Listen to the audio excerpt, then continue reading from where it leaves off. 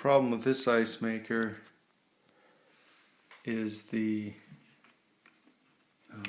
things should be, these little teeth, these tines should be raised up when they're in the normal position. Once the ice has been ejected, they shouldn't be down. So I could tell this had a problem because the trays were full of frozen cubes, and this thing was in the position like it was trying to, the fingers were trying to flick them out, so they went down and they were stuck like that. So I was guessing that this tray was not heating up. What happens is the water comes in, squirts into here from the freezer. It fills up these trays, freezes. These teeth are in an up position.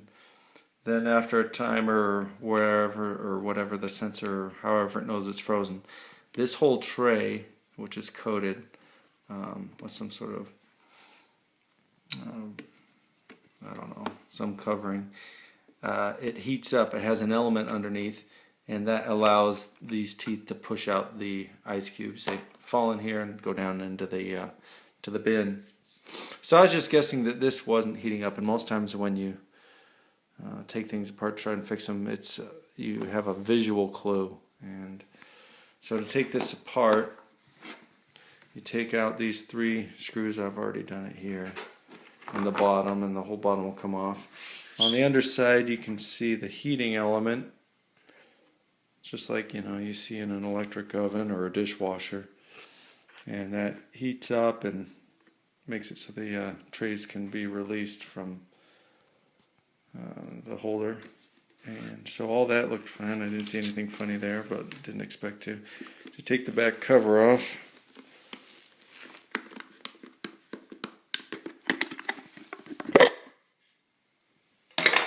and here you can see the model number, and otherwise the model number's hidden if you have to just order a new one of these. These ports, or if you have a meter, you can do some readings and see in there, see if it's a problem. This is a little screw, plastic screw, see if I can focus, and that adjusts how much water the fridge will dump into the tray. So even just one full 360 turn will make a big difference, so don't turn it too much. I think if you turn it clockwise, it adds more. Counterclockwise, it puts in less water. This little hole, you see the copper metal and then the hole through it, that's just to help line it up. This shows you where the factory set it.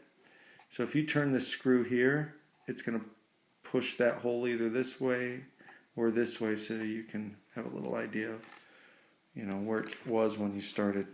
Anyway, so I took there's these screws out here. It's a little attached on one side because of the electrical connection, but we can pop this out, and you see the workings in there of the motor, and that part, and here's the inside part. So just visually looking at this, you can see right there, focus again, the metal's all corroded and kind of brittle and breaking down. And if you look where that should connect to, which is right here, that's one of the connections on the heating element. So I was right that the heating element wasn't turning on, and it was only because I guess some water got in there, it started corroding and rusting or something. Yeah, there's rust on here. So what I'm going to do is sand this down, and on here I might solder a little piece of copper in there to replace the brittle broken parts, and it should work just fine. So we'll see if it does. Here's the new connection. Just a piece of brass. I bent to match the similar shape of what was once there. I just used a 9mm shell, cut out a piece of that and bent it. Should work fine, so we'll hook it back up together and see how it goes. And here we are. I just slid it back in. It's pretty easy. There's just a connector there, and might not want to totally hook it up with this part and everything until you're knowing that it works for sure, but we'll take a look at it here. I'm going to tape this flap closed, and then I'll take another piece, tape this closed, and we should be able to see what it's doing now.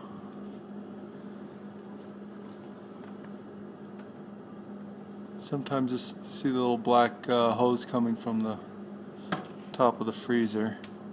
Sometimes that'll freeze up with ice.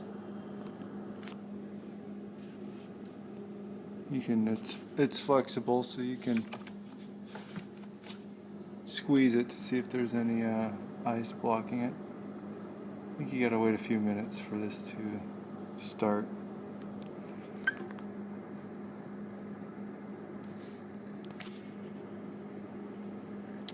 This might be in heat up mode. I don't know,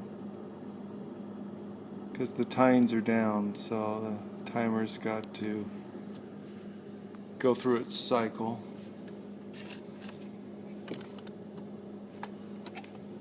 I think it's a little warmer. I can't tell, it's hard. The blinking light means something. Oh, here comes the tines.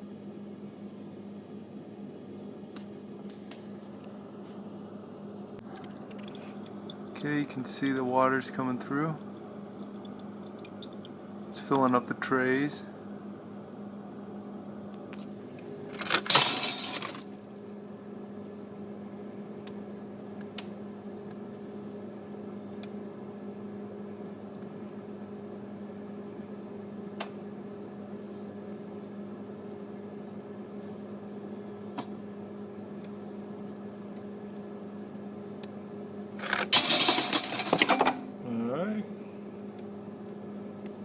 Seems to work just fine now, and then tines will go back into position, and you can hear it filling up again already.